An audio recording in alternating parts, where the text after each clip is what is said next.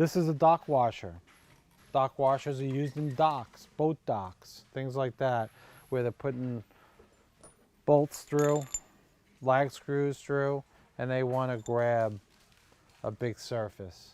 I have another washer on here right now, but I just wanted to show you what it would look like. Or I have also,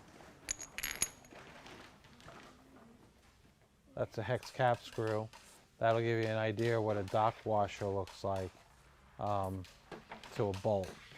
And typically you're putting a lot of wood together, probably with threaded rod.